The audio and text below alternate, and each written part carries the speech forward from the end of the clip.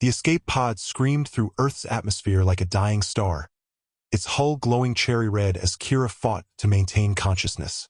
Warning lights bathed her blue-tinged skin in crimson flashes, while the ship's computer announced in 3 different languages that catastrophic system failure was imminent. She barely managed to activate the emergency landing sequence before the world went black. When she woke, snow was falling through a jagged hole in the pod's ceiling. Ice crystals settled on her face like tiny daggers, each one a reminder that she was still alive, though perhaps not for long. Her left arm hung at an unnatural angle, and dark purple blood had frozen along a gash in her side. The ship's heating system was dead, just like everything else. Kira crawled from the wreckage into the howling blizzard. The wind cut through her torn environmental suit like it was made of paper. This planet, Earth, the humans called it, was supposed to be a sanctuary world where dozens of species lived in harmony. Surely someone would help a fellow refugee. The first door belonged to a Zolonian family. Their home was a perfect crystal dome that hummed with warmth. Through the transparent walls, she could see them gathered around their evening meal, their tentacles gracefully passing dishes of steaming food. Kira knocked with her good hand, leaving smears of purple blood on the pristine surface. A Zolonian appeared at the entrance, tall, elegant, with skin that shifted between silver and gold. His large black eyes took in Kira's battered appearance with obvious disgust. "We don't associate with criminals," he said in perfect galactic standard, his voice carrying the musical quality of his species. "Whatever you've done to end up in that condition, we want no part of it." "Please," Kira whispered, her breath forming clouds in the frigid air. "I'm not a criminal. My transport was attacked by pirates. I just need—" The door sealed shut with a soft chime. Kira stumbled through the snow to the next house. This one belonged to Thraxians, a warrior species known for their honor and strength. Surely they would understand survival. The massive Thraxian who answered stood nearly 8 feet tall, his carapace gleaming like polished obsidian. Battle scars crisscrossed his arms, and his 4 eyes burned with ancient pride. "You carry the stench of desperation," he growled, his mandibles clicking with distaste. "Among my people, weakness is a disease. Find somewhere else to die." The door slammed with enough force to shake snow from the roof. House after house, species after species, the response was the same. The Corvani claimed she might be carrying plague. The Beneathi simply stared at her through their door viewer and pretended no one was home. The Yithrak traders offered to buy her organs but refused to provide shelter. By the 10th door, Kira could no longer feel her fingers. By the 15th, her vision was tunneling, and she could taste copper in her mouth. Her own species, the Ashanti, lived in House 16. Surely her own people would show mercy. The Ashanti elder who greeted her was ancient, his blue skin marked with the ritual scars of wisdom. He looked at Kira for a long moment, taking in her desperate state. "You're one of the rebels," he said finally. "I can smell it on you, the radiation from the forbidden weapons you people used against the Empire. The Council has declared all rebels to be outcasts. I cannot risk my family's standing. Elder, please. I was just a medic. I never fired a shot. I only tried to heal. The Empire makes no distinction. Neither do I." Door 17 belonged to the Nexari, a species known for their logic and fairness. They were negotiators, peacekeepers, the ones who had established the sanctuary protocols for this world. If anyone would help, it would be them. The Nexari who answered had the characteristic elongated skull and pale gray skin of her people. Her large eyes held no emotion as she processed Kira's request. According to sanctuary law, Section 4.7, subsection C, aid may be denied to individuals who pose a statistical threat to community stability. Your medical scans indicate recent exposure to weapons-grade radiation. The probability of Empire retaliation for harboring you is 67.3%. This exceeds our acceptable risk threshold of 65%. Request denied. The door closed with mechanical precision. Kira collapsed in the snow outside House 18. Her body was shutting down, her alien physiology succumbing to the cold and blood loss. This was it. She would die here alone, rejected by every supposedly civilized species in the galaxy. But as consciousness faded, she heard something unexpected. The crunch of footsteps in the snow, growing closer. "Holy shit, are you okay?" The voice was rough, concerned, speaking in a language she didn't recognize. Strong hands rolled her over, and she found herself looking up into the strangest face she'd ever seen. The features were asymmetrical but somehow pleasing, with brown eyes that held more warmth than any star. This had to be one of the humans, the newest species to join galactic civilization.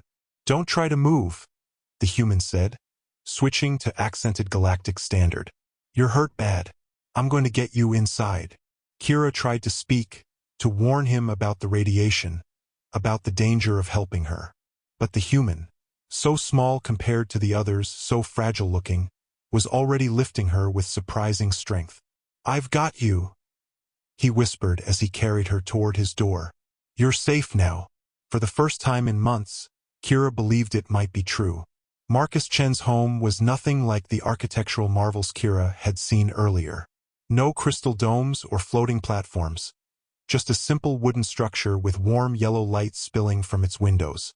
Inside, everything was functional but lived in. Worn furniture that looked comfortable, walls covered with what appeared to be images of Earth landscapes, and the lingering smell of something that made Kira's stomach clench with hunger. "Easy now," Marcus said as he laid her on his couch. "This might sting a bit."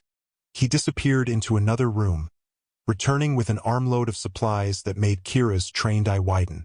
Advanced medical scanners sat alongside primitive-looking bandages. Molecular healing accelerators were mixed with bottles of what looked like fermented plant extract. "You're a medic," she whispered in surprise. Marcus glanced up from where he was calibrating a bone mender military grade. She noticed. "Maintenance engineer, actually. But out here on the frontier you learn to be everything. Mechanic, medic, sometimes sheriff when things get ugly." He ran the scanner over her injuries, and his face grew grim. "Plasma burns, compound fracture in your left arm, internal bleeding, and..." He paused, studying the readout. "Radiation exposure. Recent. Military-grade weapons signature." Kira tensed, waiting for him to throw her out like the others. Instead, Marcus just shrugged. "None of my business what you were doing before you ended up in my snow. Right now you're hurt and need help. That's all I need to know." His hands moved with surprising skill as he worked. The bone mender hummed to life, and Kira felt the grinding pain in her arm begin to fade. Marcus cleaned her wounds with gentle efficiency, his touch careful despite his calloused fingers. "What's your name?" he asked as he worked. "Kira Veltar. I was a combat medic with the Ashanti Resistance." Marcus nodded as if she'd told him she was a teacher or a shopkeeper. "I'm Marcus Chen. Welcome to Earth, Kira. Sorry about the weather, we're having the worst storm in 20 years. "Why?" The question slipped out before she could stop it. "Why what? Why the storm? Climate's been screwy since. Why are you helping me?" Kira's voice cracked. "Everyone else, even my own people, they turned me away. They said I was too dangerous, too much risk. But you don't even know me." Marcus paused in his work, meeting her eyes. In the warm light of his home, she could see lines around those brown eyes. Laugh lines, worry lines, the kind that came from a life fully lived. "You want the honest answer?" he said finally. "Because you needed help and I could give it. That's how it works."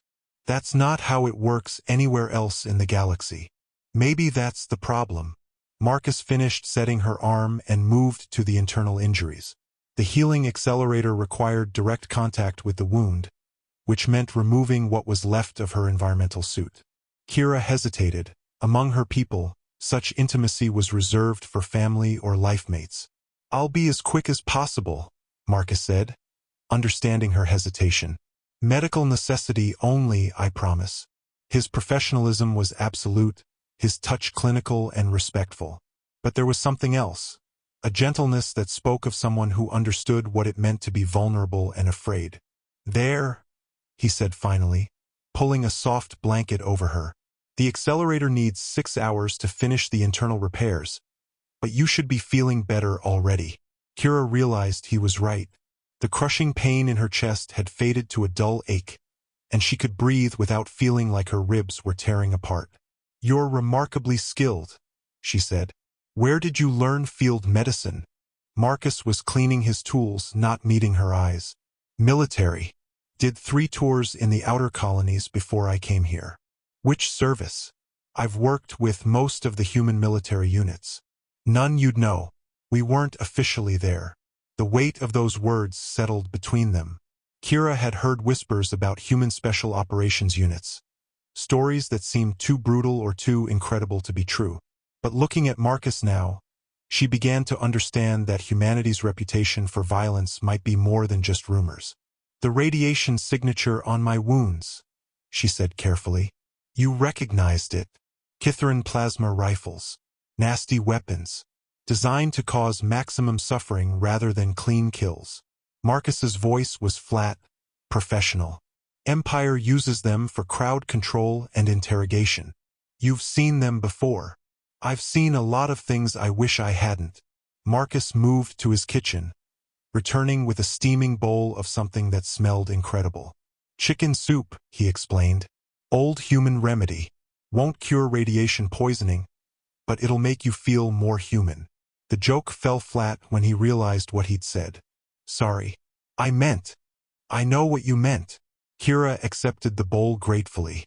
The first spoonful was a revelation, warm, rich, comforting in a way she hadn't experienced since childhood.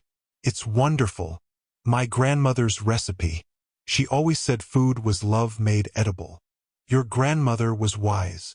She was also stubborn as hell and meaner than a rattlesnake when crossed."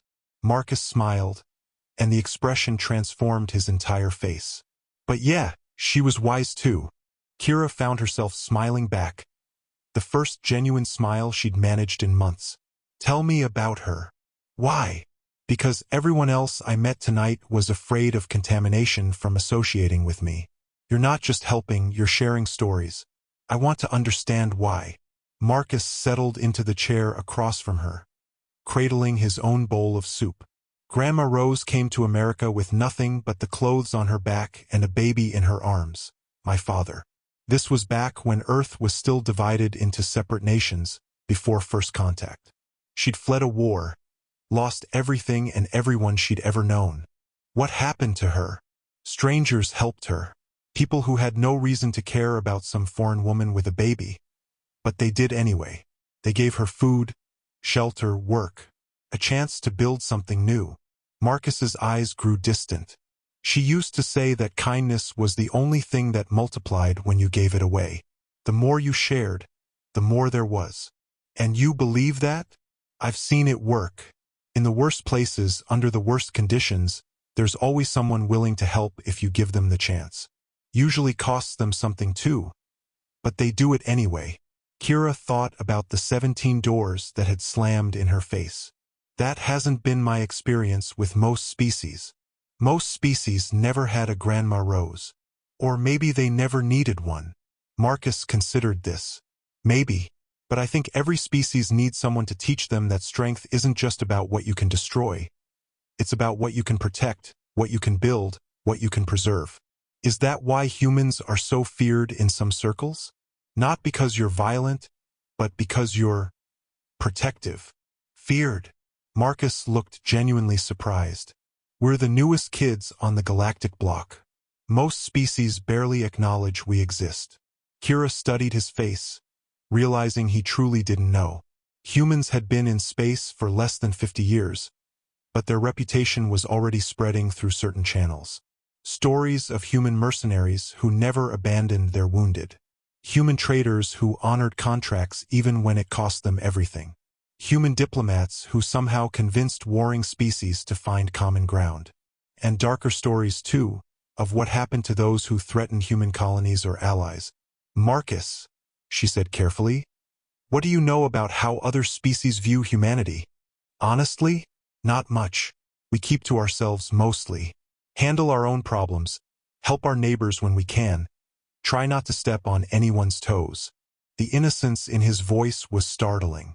Humanity was developing a reputation as the galaxy's most dangerous species, and they didn't even realize it. Not because they were conquerors or tyrants, but because they had weaponized something far more powerful than any plasma rifle. They had weaponized compassion. "Get some rest," Marcus said, standing. "The healing accelerator will do its work better if you sleep. I'll be right here if you need anything. You don't have to stay. I'm not going anywhere in this condition." "I know. But Grandma Rose would haunt me forever if I left an injured guest alone on their first night." As Kira drifted off to sleep on the most comfortable couch she'd ever experienced, she wondered if Marcus understood what he had just revealed. In a galaxy where showing weakness was invitation for exploitation, where resources were hoarded and compassion was seen as liability, humanity was doing something revolutionary. They were making kindness into strength. Kira woke to the smell of something extraordinary. For a moment, she forgot where she was. The pain in her body was nearly gone, and warm sunlight streamed through windows that weren't the sterile viewports of a military transport or the cold emergency lighting of a refugee station. Then memory returned. The crash, the rejection, the human who had carried her to safety. "Good morning," Marcus called from the kitchen. "How are you feeling?" Kira sat up carefully, testing her injuries. The healing accelerator had done its work. Her ribs no longer screamed with every breath, and her arm moved without grinding agony. "Much better. Whatever you did, it worked. Medical technology plus time and rest. Works every time." Marcus appeared with a plate of food that made Kira's mouth water. Eggs, bacon, toast, and coffee. Another old Earth tradition. The eggs were unlike anything in her experience. Rich and creamy, with a flavor that somehow managed to be both simple and complex. The bacon provided a salty contrast that made her taste buds sing, and the coffee was a revelation. "This is incredible," she said between bites. "I've eaten ration packs for so long. I'd forgotten food could taste like this. Wait until you try pizza. That'll really blow your mind." Marcus poured himself coffee and settled across from her. In the morning light, Kira could see details she'd missed the night before. His hands bore small scars, the kind that came from working with tools and machinery. His clothes were clean but worn, practical rather than fashionable. Everything about him spoke of someone who valued function over form. "Marcus," she said carefully, "last night you mentioned helping your neighbors. What did you mean?" "Oh, standard frontier stuff. Old Henrik's atmospheric processor breaks down. I fix it. The Corvani settlement needs help with their water recycling system. I lend a hand. Someone's kids get lost in the woods during a storm. We organize search parties. You help the other species? Even after they..." She gestured toward the door, remembering her reception. Marcus shrugged. Different situations call for different responses. Emergency help is one thing. Henrik's not going to die if his processor stays broken for a few hours. But when someone's bleeding out in the snow, he shook his head. That's different. Most species compartmentalize more strictly. They help their own first, allies second, strangers last if at all. That seems like a good way to make enemies. It's considered practical resource management. Marcus made a face like he'd tasted something bitter. Practical, right? How's that working out for everyone? Kira thought about the wars that had driven her from her homeworld, the refugee crisis that had scattered her people across the galaxy, the empire that crushed resistance with casual brutality. Not well, actually. Humans have a saying, "A rising tide lifts all boats." If everyone around you is doing better, you're probably doing better too. If everyone around you is struggling, he shrugged. Well, struggling neighbors make for a pretty miserable neighborhood. That's a dangerous philosophy in galactic politics. Why? Because it makes you vulnerable. If you're known for helping anyone who asks, people will take advantage. They'll exploit your generosity until you have nothing left to give. Marcus was quiet for a moment, studying his coffee. Has anyone ever tried to exploit human generosity? The question hung in the air. Kira realized she didn't know the answer, but she was beginning to suspect it wouldn't end well for whoever tried. "I don't know," she admitted, "but the reputation is starting to spread." There are stories about humans in the outer colonies, about what happens when someone threatens human civilians or allies. What kind of stories? Kira hesitated. Some of the tales seemed too brutal to be true, others too incredible to believe. But they all shared certain common elements that painted a disturbing picture of humanity's potential for violence. There was a pirate raid on Centauri Station last year, she said finally. The attackers took hostages, mostly human colonists, but some aliens too. The pirates demanded ransom and safe passage. And a human military unit responded. Not officially, there are no records of any human ships in that sector. But somehow, the hostages were freed and the pirates. She paused. The pirates were found floating in space. All of them. No ship damage, no signs of battle. Just dead pirates and rescued hostages. Marcus's expression didn't change, but something flickered behind his eyes. Sounds like the hostages got lucky. That's what the official report said. But there are other stories. A slaver operation that specialized in capturing human children. They disappeared overnight. An entire pirate fleet that tried to blockade a human trade route. They were found weeks later, drifting with their life support disabled but still functional. Alive, but completely helpless. Maybe they had engine trouble. 23 ships, all with identical engine trouble, that left them stranded but unharmed? Kira shook her head. The survivors all tell the same story. Humans boarded their ships, disabled their weapons and engines, and left them with just enough life support to reach the nearest Imperial station.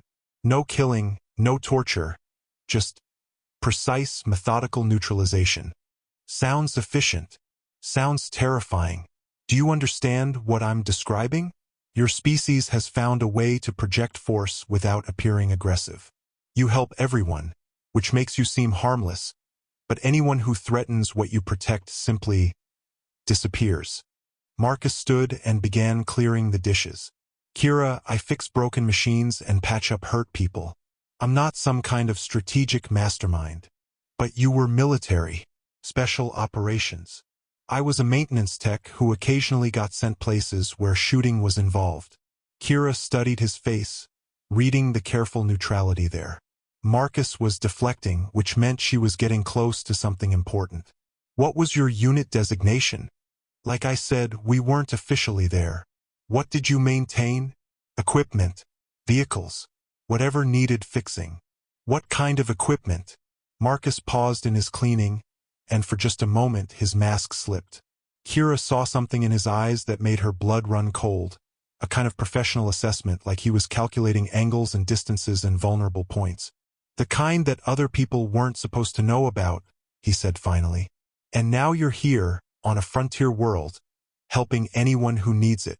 Now I'm here living a quiet life and trying to forget about the kind of equipment I used to maintain. But Kira was beginning to understand that Marcus hadn't been sent to Earth to retire.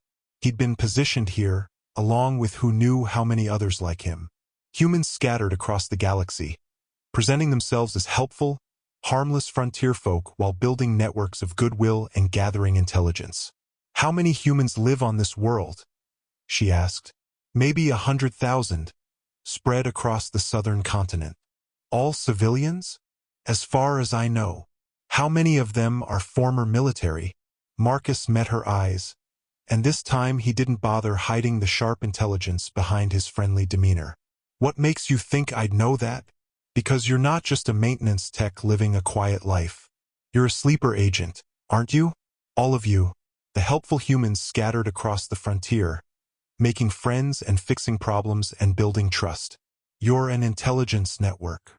That's a hell of an accusation. It's not an accusation. It's admiration. Kira leaned forward. Don't you see? Every other species tries to project power through strength, through fear, through displays of technological superiority. But humans, you've made yourselves indispensable. People trust you because you help them. And anyone who threatens that trust faces consequences that appear to come from nowhere.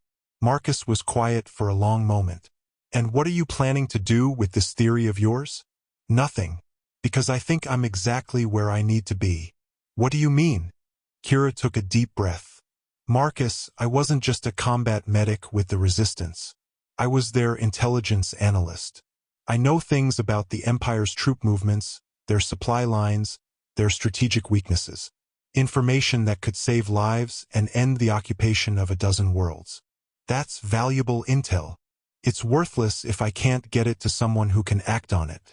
The Resistance is broken, scattered. My own people won't even speak to me. But humans. She smiled. Humans have something no one else does. You have a network built on trust instead of fear. And you're just getting started, aren't you? Marcus set down his cleaning cloth and really looked at her. What exactly are you proposing? I'm proposing that maybe I knocked on the right door after all. Marcus studied Kira's face for a long moment, his expression unreadable. Then he walked to a seemingly ordinary panel on the wall and pressed his palm against it. A hidden compartment slid open, revealing communication equipment that definitely wasn't standard civilian gear. Before we go any further, he said, I need to make a call. The device he pulled out was compact but clearly sophisticated. He spoke in rapid English, too fast for Kira's translator to keep up, but she caught enough to understand he was requesting immediate consultation with someone called Control. Within minutes, the response came back. Marcus listened, asked a few terse questions, then nodded. Okay, he said, turning back to Kira. I've been cleared to read you in on certain operational parameters. But first, I need to know something. When you said you knocked on 17 doors before mine, were you being literal? Yes. I can give you the exact addresses if you need them. I do. Marcus activated a recording device. Start with the first house and tell me everything. Who answered, what they said, how they reacted. Kira recounted her night of rejection in detail, from the disgusted Zeonian to the calculating Nexari. Marcus listened without comment, but she noticed he took particular interest in specific phrases and reactions. The Thraxian mentioned weakness being a disease, he said when she finished. Those exact words? Yes. Why? Because that's Thraxian military doctrine, not civilian philosophy. The individual you encountered was likely a retired Imperial officer. Marcus made notes on a tablet.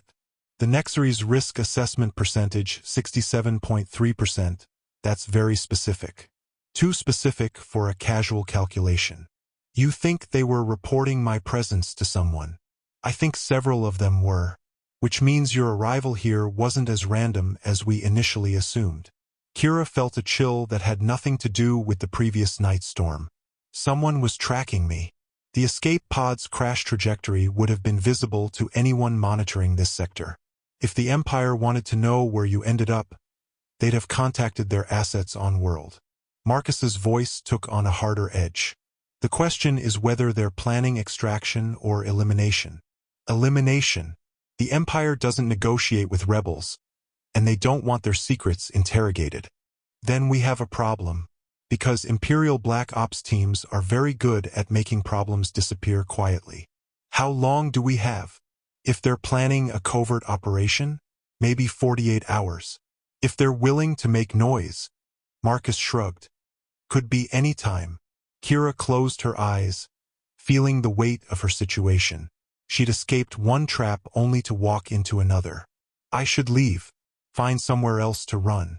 I won't let you risk your life for. Kira. Marcus's voice was gentle but firm. You're not going anywhere. Not just because you're still recovering, but because running won't solve anything. They'll find you eventually, and next time you might not be lucky enough to crash near someone who gives a damn. Then what do you suggest? Marcus smiled, and there was something predatory in the expression. I suggest we change the rules of engagement. He activated his communication device again, this time speaking in a series of codes that meant nothing to Kira but seemed to convey significant information to whoever was listening. The response was immediate and lengthy. Interesting, Marcus said when the transmission ended. It seems your intelligence assessment was more accurate than you realized. Earth's colonial administration has been waiting for an opportunity to demonstrate humanity's commitment to protecting refugees and asylum seekers. What does that mean? It means you're not just a person in need anymore. You're a test case. A chance to establish precedent about how humans handle situations where imperial interests conflict with humanitarian concerns. Kira felt her stomach drop. You're going to use me as a political symbol. We're going to use this situation to send a message. But not the way you think. Marcus leaned forward. Kira, every species in the galaxy operates under the assumption that might makes right. The strong prey on the weak, the established powers crush emerging threats, and individuals are expendable in service of larger political goals. That's how power works. That's how power has always worked. But humans are introducing a new variable into the equation. We're proving that protecting the vulnerable can be a form of strength. That keeping your word, even when it costs you, creates more value than breaking it for short-term gain. And if the Empire sends assassins, then they'll discover that threatening someone under human protection is a very poor life choice. The certainty in Marcus's voice was unsettling. How can you be so confident? Humans have been in space for less than 50 years. The Empire has been expanding for millennia. Because the Empire fights the way everyone else fights, with overwhelming force applied to strategic targets. They're very good at conventional warfare. Marcus's smile was cold. But humans didn't become the dominant species on Earth by fighting fair. We became dominant by being more vicious, more creative, and more persistent than anything else on the planet. That's not the impression you give. That's the point. Every other species advertises their strength. They want everyone to know how dangerous they are, how advanced their weapons are, how ruthless they can be. It's a dominance display, like a peacock showing its feathers. And humans prefer to be underestimated. We'd rather have our enemies discover our capabilities when it's too late to adapt. Marcus stood and began pacing, his demeanor shifting from friendly neighbor to military strategist. The Empire will send a team, probably 6 to 8 operatives, standard extraction protocol. They'll expect minimal local resistance, maybe some poorly coordinated civilian interference. What they'll get instead is a demonstration of why human space is expanding faster than any other species' territory. What kind of demonstration?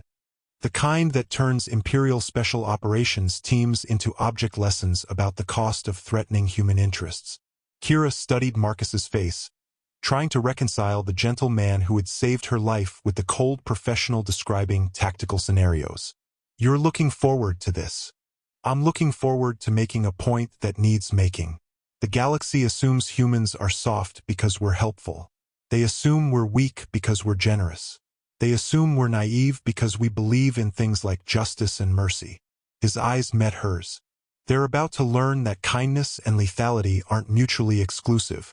And after, when the Empire realizes what happened here, they'll file a report about a failed operation in human space. They'll note that local resistance was more effective than anticipated. And they'll add Earth to their list of places where overt operations carry unacceptable risk. That's it? No retaliation. Marcus's expression softened slightly. Kira, the Empire is vast and powerful, but it's also practical. They don't waste resources on pointless vengeance campaigns. If the cost of retrieving you exceeds the value of the information you possess, they'll write you off as an acceptable loss and move on to easier targets. And if they don't, then humanity gets to demonstrate our commitment to protecting our friends on a larger scale. Either way, you're safe. Kira looked around Marcus's modest home, trying to process what she was hearing. This isn't just about me, is it? This whole situation. It's an opportunity you've been waiting for.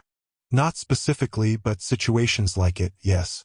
Humanity needs to establish certain principles about how we interact with other species. About what happens when someone threatens human interests or allies. Better to do that in a controlled situation than wait for a crisis. So I'm bait. You're a refugee who deserves protection. The fact that protecting you also serves larger strategic goals doesn't change that. Marcus sat back down. Kira, I want you to understand something.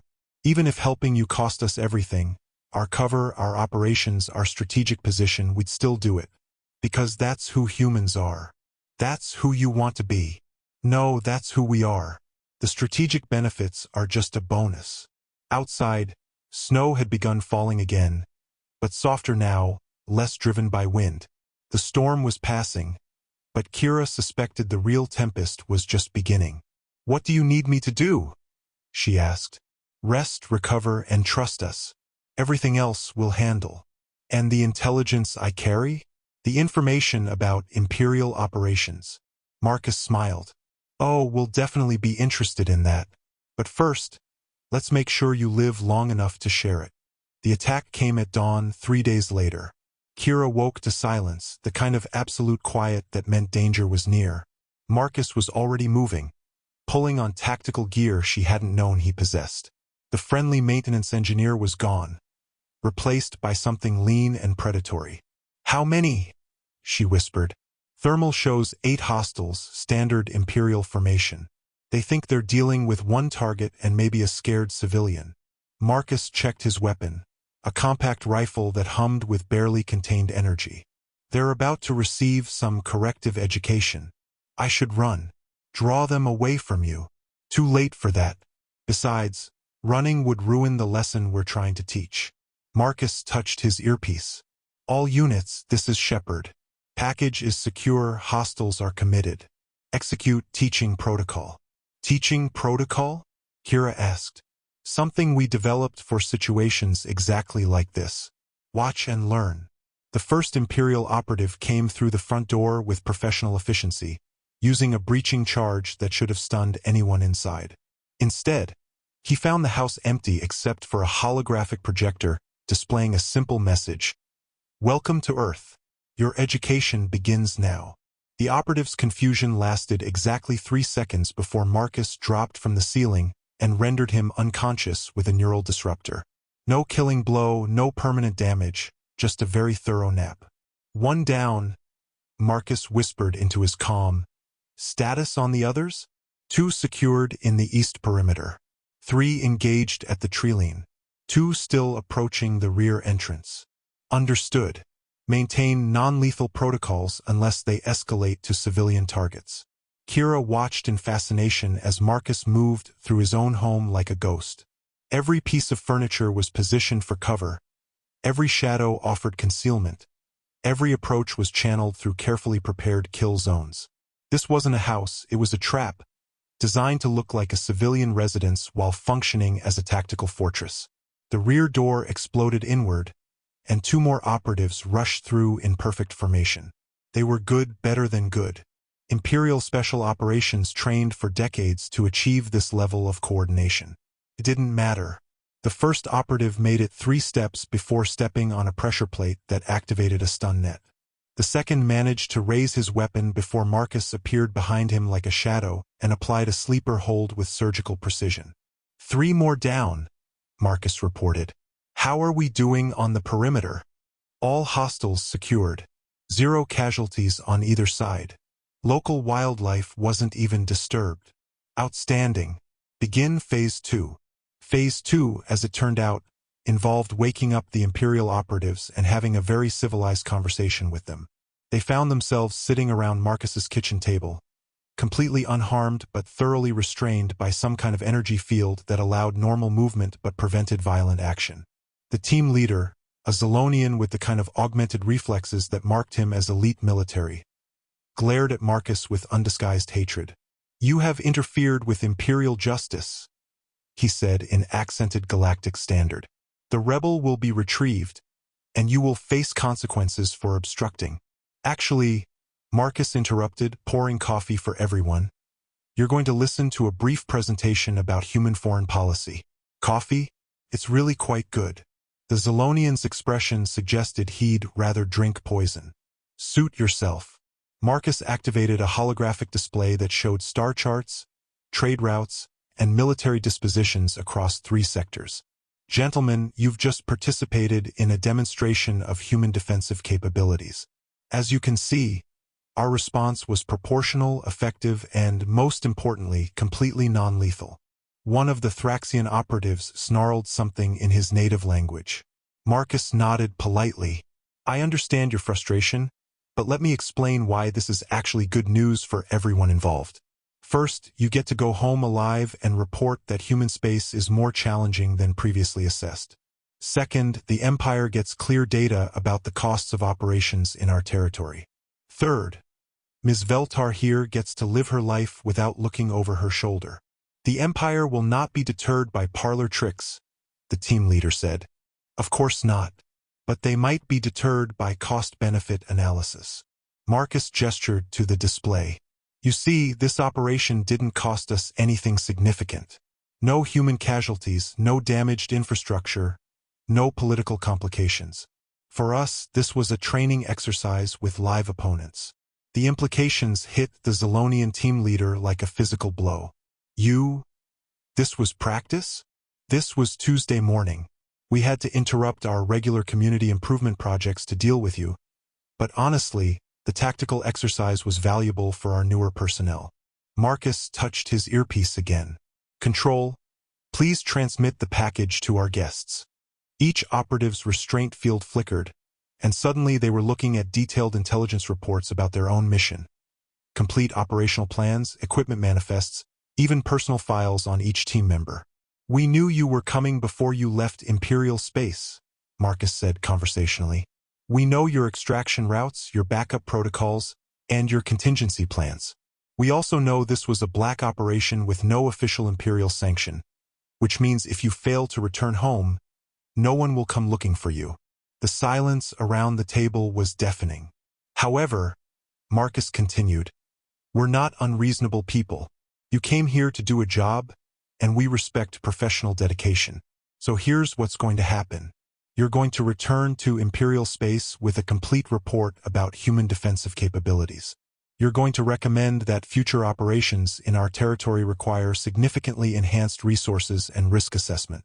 And you're going to suggest that the strategic value of hunting refugees may not justify the operational costs. And if we refuse?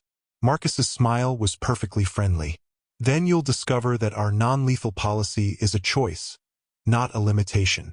The team leader looked at his captured operatives, then at the intelligence reports, then at Marcus's calm, confident face. Kira could see him running calculations, weighing odds, assessing options. The Empire will not forget this humiliation, he said finally. The Empire will learn from this education, Marcus corrected. There's a difference. One by one, the restraint fields deactivated. The Imperial operatives were free to go. Their weapons returned but mysteriously drained of power.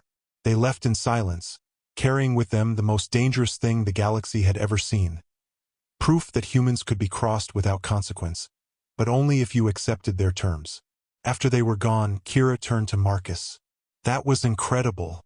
But won't the Empire just send a larger force?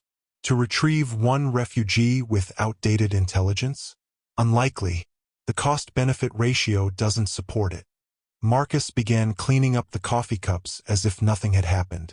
Besides, by the time they could organize a response, you'll be long gone. Gone? Where? Wherever you want to hashtag a homeless, freezing alien woman knocked on 17 doors. The 18th was human and he welcomed her.